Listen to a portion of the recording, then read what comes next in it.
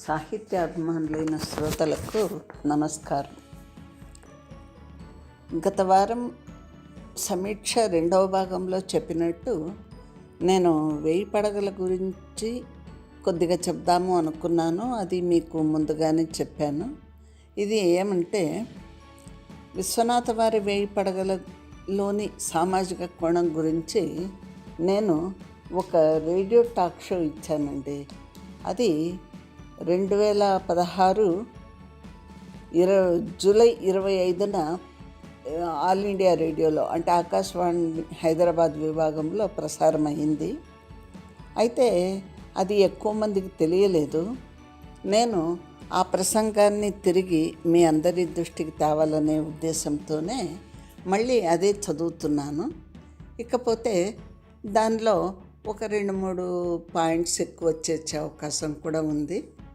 మీరు విని ఆనందిస్తారని నేను అనుకుంటున్నాను. అది ఇప్పుడు నేను మళ్ళీ చదువుతున్నాను, దయచేసి వినండి. ఈరోజు ప్రసంగంలో కవి సామ్రాట్ శ్రీ విశ్వనాథ సత్యనారాయణ గారిచే రచింపబడిన 1000 పడగలు గ్రంథం గురించి, అందులో సామాజిక కోణం గురించి కొంత వివరించాలని అనుకుంటున్నాను. ఈ రచనను ఒక ఇతిహాసంతో పోల్చవచ్చు. ఈ నవలలో ఎన్నో పాత్రలు, వారి కథలు ముఖ్య కథకు అనుబంధంగా అల్లుకొని ఒక మంచి కదంబమాలగా కనిపిస్తుంది. ఈ నవలలో ఆ కాలం నాటి సాంఘిక పరిస్థితులు, వేషధారణ, ప్రవర్తన కాలానుగుణంగా ఆంగ్లేయుల పరిపాలనా ప్రభావం వల్ల పొందిన మార్పులు కళ్ళకు కట్టినట్టుగా వర్ణించబడింది. ఈ నవల సహస్రఫణ్ పేరిట హిందీలో పివి నరసింహారావు గారి చేత, 1000 హుడ్స్ పేరిట ఆంగ్లంలోనూ అనువదింపబడింది. ఈ నవల ప్రపంచ ప్రఖ్యాతి పొంది భారతీయ సంస్కృతిని, ఘనతను చాటి చెప్పడంలో ప్రముఖ పాత్ర వహించింది. ఈ రచనలో సామాజిక కోణం గురించి చర్చించుటకు ముందు కథ గురించి క్లుప్తంగా చెప్పుకోవాల్సిన అవసరం ఉంది. ఈ కథా సమయము స్వాతంత్ర్యమునకు పూర్వం, దేశము ఆంగ్లేయుల పాలనలో ఉన్నప్పుడు జాతీయోద్యమ కాలం నాటిది. కథ జరిగిన ప్రదేశము గుంటూరు బందర్లకు దగ్గరగా ఉన్న ఒక ఊహాజనిత గ్రామం సుబ్బన్నపేట అనున్నది. ఈ సుబ్బన్నపేట గ్రామపు పుట్టుపూర్వోత్తరాలు, ఆ ఊరికి ఆ పేరు ఎందుకు వచ్చింది, ఆ గ్రామం ఎలా ఒక చిన్న పట్టణంగా రూపుదిద్దుకుంది, కథాగమనంలో విశ్వనాథ వారు వివరించారు. సుబ్బన్నపేట ఏర్పడకముందు అది ఒక అటవీ ప్రాంతం. దగ్గరలో ఒక చిన్న పల్లె, అందులో పాడి పంట కలిగిన ఒక కాపు, ఆయన ప్రేమగా చూసుకునే కామధేనువు వంటి ఆవు, హాయిగా సాగిపోయే సంసారం. ఇలా ఉండగా ఆ ఆవు ఉన్నట్టుండి పాలివ్వడం మానేసింది. ఇలా వారం పాటు జరిగాక ఆ కాపు కారణాలు అన్వేషించగా, అది రోజు మేతకు వెళ్ళే అడవిలో ఒక పుట్ట దగ్గరకు వెళ్ళి అక్కడ ధారగా పాలు కురిపిస్తోంది. గమనించగా ఆ పుట్టలో ఒక పెద్ద సర్పం ఆ పాలు తాగుతున్నట్టు ఆ కాపుకు తోచింది. ఆ రాత్రి ఆ కాపు కలలో సుబ్రహ్మణ్యేశ్వర స్వామి ఆ పుట్ట ఉన్న ప్రాంతంలో తనకు గుడి కట్టమని ఆదేశించాడు. క్రమేణా ఆ స్వామి మహిమలు తెలిసి ఒక బ్రాహ్మడు తన కుటుంబంతో సహా తరలి వచ్చి అక్కడ నివాసం ఏర్పరచుకున్నాడు. అనుకోకుండా సంక్రమించిన ఒక సంపదతో ఒక పాలెగాడు అక్కడికి వచ్చి గుడి కట్టించడానికి తన సంసిద్ధత వ్యక్తం చేశాడు. క్రమేణా ఆ పాలెగాడి వలన సుబ్రహ్మణ్య స్వామికి గుడి, ఆయనకు ఒక కోట ఏర్పడి గుడి చుట్టూ జనం తరలి వచ్చి నివాసం ఏర్పరచుకున్నారు. ఆ స్వామి పేరిట ఆ గ్రామము సుబ్బన్నపేటగా వ్యవహరించబడింది. ఆ గ్రామము ఆయుష్ 300 ఏండ్లుగా వేదాంగవేత్త అయిన ఆ బ్రాహ్మడు స్థిరీకరించాడు. ఇక ఈ నవలలోని కథానాయకుడు ధర్మారావు, నాయిక అరుంధతి. కథాకాలము ఆ 300 ఏళ్లలో అంత్యకాలం. కథాగమనంలోని ముఖ్య పాత్రలు ధర్మారావు తండ్రి పరమేశ్వర శాస్త్రి, తల్లి సావిత్రమ్మ, కొడుకు చిన్న పరమేశ్వర శాస్త్రి. సుబ్బన్నపేట జమీందారు కృష్ణమనాయుడు, ఆయన భార్య రుక్మిణమ్మారావు, వారి కుమారుడు రంగారావు, వారి మనవడు హరప్పనాయుడు. ఇక ధర్మారావుకు చెల్లెలి వరుస అయిన దేవదాసి గిరిక, తమ్ముడి వరుస అయిన పసిరిక, గణాచారి, కుమారస్వామి కొంచెము ప్రాముఖ్యత తక్కువైనను కథాగమనంలో సహకరించిన పాత్రలు మంగమ్మ, ఆమె భర్త జోషులు, రామేశ్వరము మరియు ధర్మారావు స్నేహితులైన కిరీటి, పశుపతి, రాఘవరావులు, పశుపతి కుమార్తె అయిన చిన్న అరుంధతి. ఇక ఈ నవలా నామము 1000 పడగల గురించి. కథానాయకుడైన ధర్మారావుకు, అతని తండ్రికి జమీందారుకు సుబ్రహ్మణ్యేశ్వర స్వామి సర్పాకారంతో 1000 పడగలతో స్వప్న దర్శనం ఇస్తుంటాడు. తన 1000 పడగల నీడలో సుబ్బన్నపేట ప్రజలను చల్లగా కాపాడుతుంటాడు. అంతేకాక గణాచారి ద్వారా తన ఆదేశములను ప్రజలకు తెలియచేస్తూ రాబోయే ఆపదలను, అనర్థాలను కూడా గణాచారి ముఖతః ప్రజలకు వెల్లడి చేస్తుంటాడు. నవల ప్రారంభమే గణాచారి ఈ పాటతో మొదలవుతుంది. 1000 పడగల పాము విప్పారుకును వచ్చి కాటందుకున్నది కళ్ళలోన రాజును. రంగారావు జమీందారు తన పట్టాభిషేకం నాడు తన సన్నిహితుల వద్ద తన కలలో 1000 పడగల సర్పం కనిపించటము, తనను 1000 విధములుగా కాటు వేసినట్టు తోచడం గురించి వివరిస్తాడు. ఆ జమీందారు వంశస్థులందరికీ స్వామి సర్పాకృతిలో 1000 పడగలతో మంచి పనులు చేసినప్పుడు ప్రసన్నంగా, నచ్చని పనులు చేసినప్పుడు భీషణంగా దర్శనమిచ్చుట పరిపాటి. గ్రంథ శీర్షిక ఈ రకంగా కథలో అడుగడుగున దాని ప్రాముఖ్యత తెలియజేస్తుంది. ఇక 1000 పడగలు కథ గురించి క్లుప్తంగా తెలుసుకుందాం. కథానాయకుడైన ధర్మారావు తండ్రి పరమేశ్వర శాస్త్రి సుబ్బన్నపేట జమీందారు అయిన కృష్ణమనాయుడికి అన్ని విషయాల్లో చేదోడు వాదోడుగా ఉంటూ స్నేహితుడి వలె, మంత్రి వలె, దివాను వలె అన్ని కార్యాలు చక్కబెడుతూ ఉంటాడు. ఇక కుటుంబం విషయానికి వస్తే పూర్వీకుల వలన సంక్రమించిన ఆస్తికి కొదవలేదు. పొలాల మీద వచ్చే ఆదాయం బాగా ఉండడంతో చేతికి ఎముకలేదన్నట్టుగా దాన ధర్మాదులు చేసేవాడు రామేశ్వర శాస్త్రి. ఈయన 4 వర్ణాల కన్యలను అనుకోని పరిస్థితుల్లో వివాహమాడాడు. బ్రాహ్మణ పత్ని అయిన సావిత్రమ్మయందు ధర్మారావును, క్షత్రియవంతైన రంగాజమ్మయందు రామచంద్రరాజును, వైశ్యవనిత అయిన హేమవతి యందు శ్రీధరమును, శూద్రవంతైన మంగయందు పసిరికను కన్నాడు.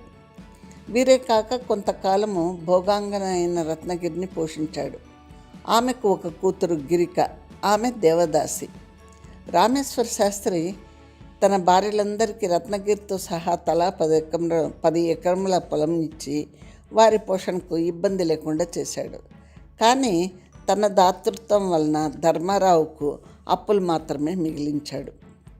కథ ప్రారంభం నాటికి రామేశ్వర శాస్త్రి మరణించాడు. ఆర్థిక ఇబ్బందులతో బాధపడుతున్న ధర్మారావును జమీందారు కృష్ణమనాయుడు ఆదుకుని అతను అప్పులు తెచ్చుకుని చదువు కొనసాగించుటలో సహాయపడ్డాడు. కృష్ణమనాయుడు తదనంతరం రుక్మిణమ్మారావు మరియు తన స్నేహితుల సహాయం వలన చదువు పూర్తి చేయగలిగాడు ధర్మారావు. చదువు పూర్తి కాకముందే భార్య అరుంధతి కాపురానికి వచ్చింది.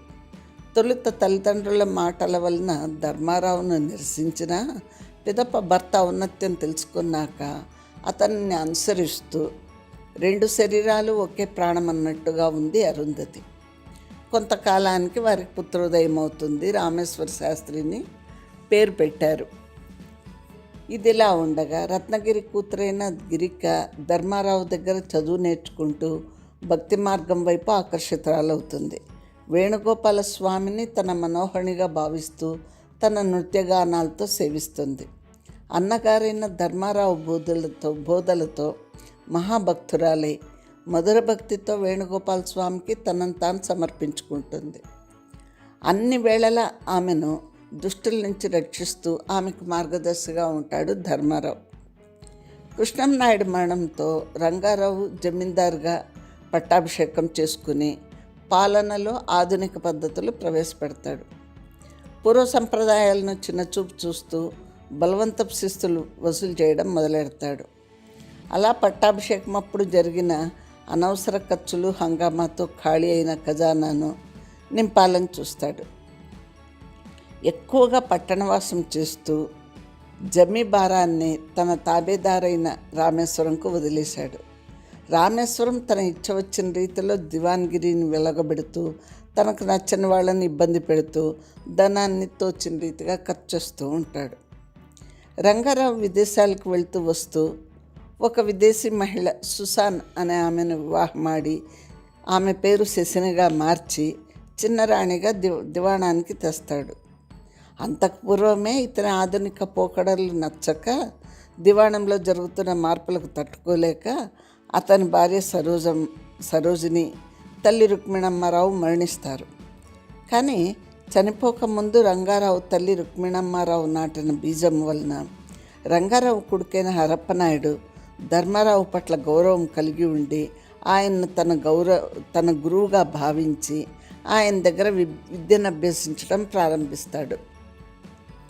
కొద్ది కాలానికి రంగారావు జమీందారు అనారోగ్యం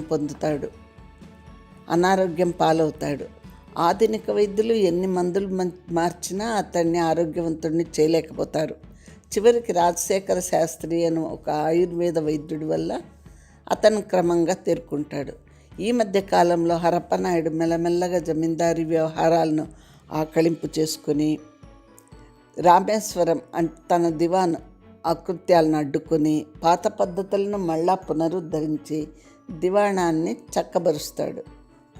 తల్లికి నాయనమ్మలకు మరణానంతరం జరగవలసిన కర్మకాండ జరగలేదని తెలుసుకొని అవి సక్రమంగా జరిపిస్తాడు.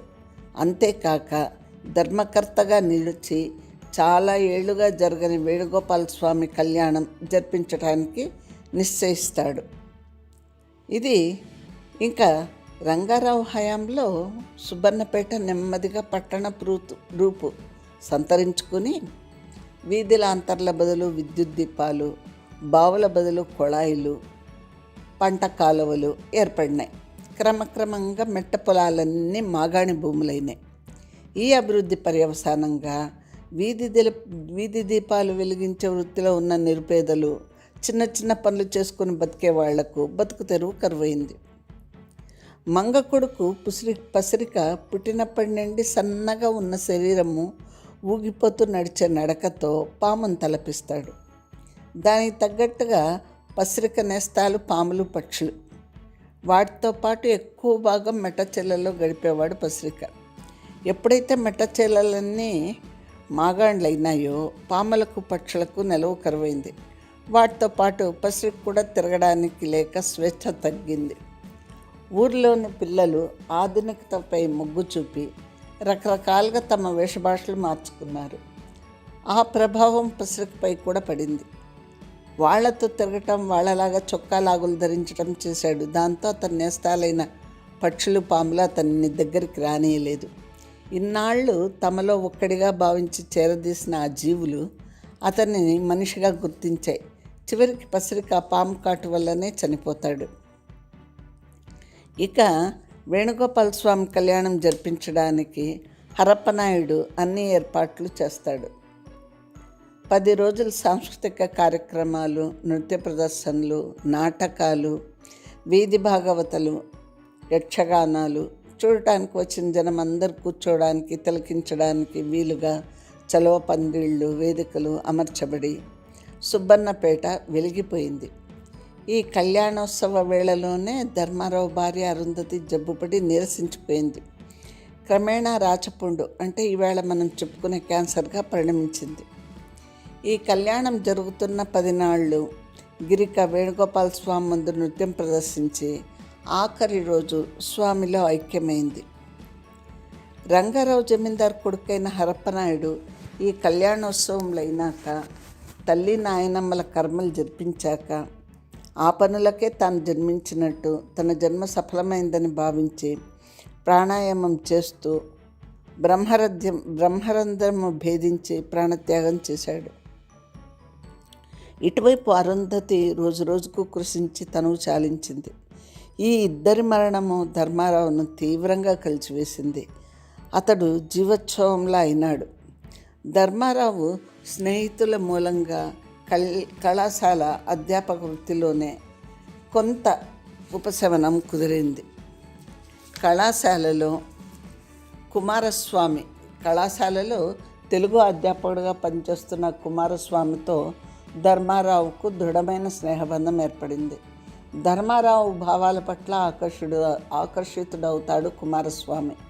ధర్మారావు ప్రోత్సాహంతో భారతీయ సంస్కృతి కావ్యాల పట్ల మక్కువ పెంచుకొని ఇతరులతో వాదించగల నైపుణ్యము సంపాదిస్తాడు కుమారస్వామి. కొన్ని ఏండ్లు గడిచాయి. ధర్మారావు స్నేహితుడైన పశుపతి కుమార్తె చిన్న అరుంధతి.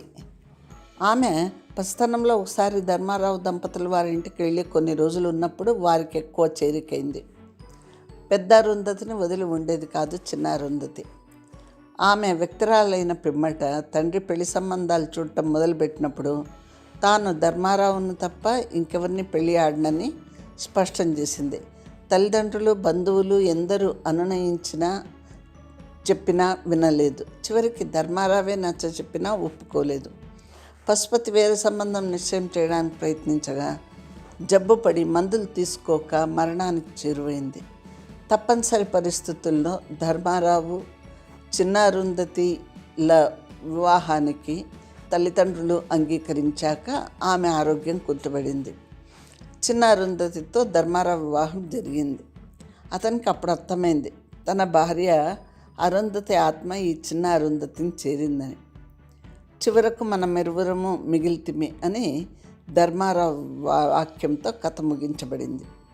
ఇక ఈ నవలలో సామాజిక కోణం గురించి చెప్పాలంటే నవల ప్రారంభమైనప్పటి నుంచి చివరి వరకు విశ్వనాథ వారు ఆ కాలం నాటి వేషభాషలు తీరుతెన్నులు కళ్ళకు కట్టినట్టు వర్ణించారు. ఆ కాలంలో వర్ణభేదాలు ఉన్నప్పటికీ ఎవరికి వారు ఆత్మగౌరవంతో వ్యవహరించారు. ఏ కులము తక్కువగా భావింపబడలేదు. చివరికి దేవదాసైన రత్నగిరి ఆమె కుమార్తె గిరికకు సమాజంలో సమాన గౌరవం లభించింది. వారి గురించి దుష్టుడైన రామేశ్వరం తప్ప ఎవరు కూడా నీచంగా మాట్లాడటం వ్యవహరించటం జరగలేదు. ఇక నాయకుడైన ధర్మారావు కేవలం బ్రాహ్మడిగా కాక తన విద్వత్తు ఆత్మాభిమానం ప్రవర్తనల వల్ల ఊరందరి అభిమానం సంపాదించాడు. తాను ఇబ్బందుల్లో ఉన్నప్పుడు కూడా దేహి అని చేయి చాచి ఎవరిని అర్థించడు. అంతేకాక తన తండ్రి ఇతర భార్యలను తన తల్లితో సమానంగా భావించి అన్ని విషయాలలోనూ వారికి వారి సంతానానికి బాసటగా నిలుస్తాడు. ఏ సందర్భంలోనూ ఏ వర్ణానికి చెందిన వారిని కించపరచడు. పేరులోనే కాక త్రికరణ శుద్ధిగా ధర్మాన్ని పాటిస్తాడు ధర్మారావు. ఇంకొక వైపు రంగారావు పాత్ర ద్వారా ఆధునికతను గుడ్డిగా అనుసరించడం వలన కలిగే నష్టాలు తెలియజేస్తారు రచయిత. రంగారావు తన పద్ధతుల ద్వారా తల్లికి భార్యకు కొడుకు మానసికంగా దూరం అవుతాడు. చివరికి తాను చేరదీసిన విదేశీ వంతను కూడా నిలుపుకోలేకపోతాడు. ఆమె వల్ల ధనం నష్టపోతాడు. చివరికి తన తప్పు తెలుసుకుని తనను తాను దిద్దుకున్నాక ఆరోగ్యం చేకూరి స్వస్థుడవుతాడు. ఇక నైతికత అనేది వ్యక్తికి సమాజానికి ఎంత ముఖ్యమో రామేశ్వరము మంగమ్మ పాత్రల ద్వారా విశ్వనాథ వారు నిరూపిస్తారు.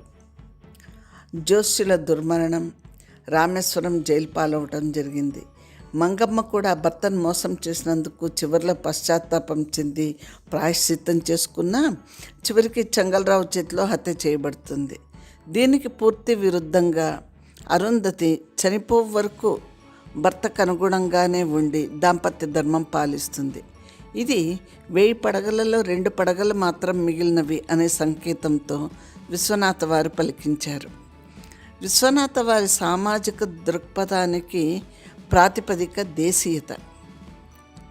ప్రతి మనిషిని ఇతరుల నుంచి వేరు చేసే ఒకానొక ప్రత్యేక లక్షణం ఉంటుంది. ఆ ప్రత్యేక లక్షణమే దేశాల మధ్యలో కూడా ఉంటుంది. మన భారతదేశ సంస్కృతి ప్రత్యేకమైనది. ఈ దేశపు మట్టి, అడవులు, నదులు అన్నీ మనకు దేవతా స్వరూపాలే, ఆరాధనీయాలే.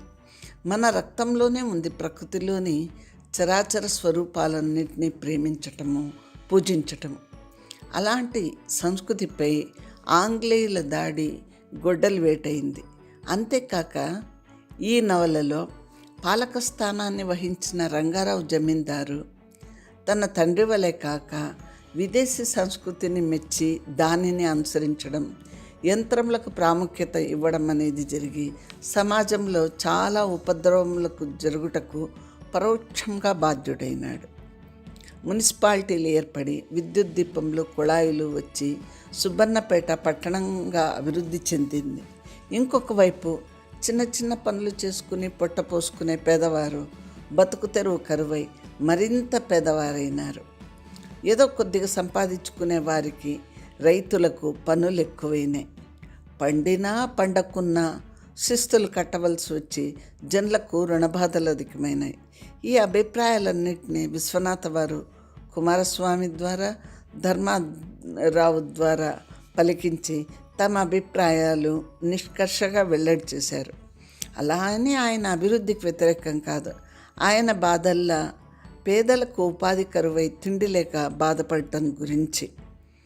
ఈ విధంగా దేశ సంస్కృతికి, సాంప్రదాయంకు, అభివృద్ధి, ఆధునికత పేరిట జరిగిన నష్టంను విశ్వనాథ వారు 1000 పడగల్లో సుదాహరణంగా వివరించారు. తన సామాజిక బాధ్యతను ఈ రీతిగా నిర్వహించారు. ఇంతేకాక ఆయన ఒక నవలలో అన్నట్టుగా ఈ ఆంగ్లేయుల వలన దేశంలో ఎంతో కొంత అభివృద్ధి జరిగినా కూడా వారు మనకు చేసిన లాభం కంటే మనకు చేసిన నష్టమే ఎక్కువ. ఒక రకంగా మన సంస్కృతిని, సాంప్రదాయాలను, మన విద్యా పద్ధతులను వాళ్ళు నష్టపరిచారు. దానివల్ల మన భారతదేశంకు అనుకోనంత నష్టం వాటిల్లింది.